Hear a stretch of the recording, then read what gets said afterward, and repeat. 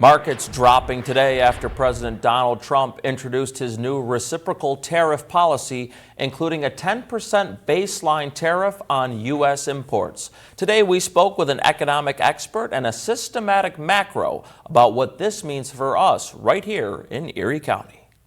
The markets are going to boom, the stock is going to boom, the country is going to boom, and the rest of the world wants to see, is there any way they can make a deal?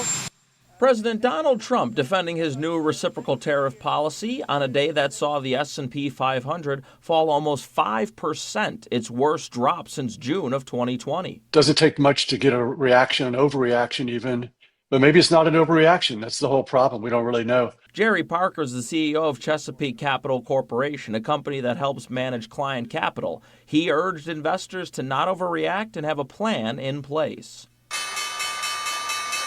Understand who you are and what you can handle. Can you handle days like this and even worse?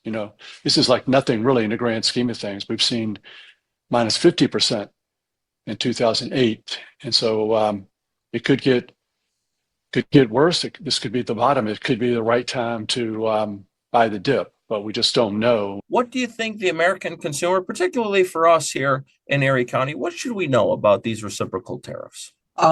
Well, two sides to the question. On the import side, it's probably going to be true that consumers, even in our region here in northwestern Pennsylvania, we will face higher prices. Dr. Ken Louie from Penn State Barron said we here in Erie export quite a bit of products to the rest of the world.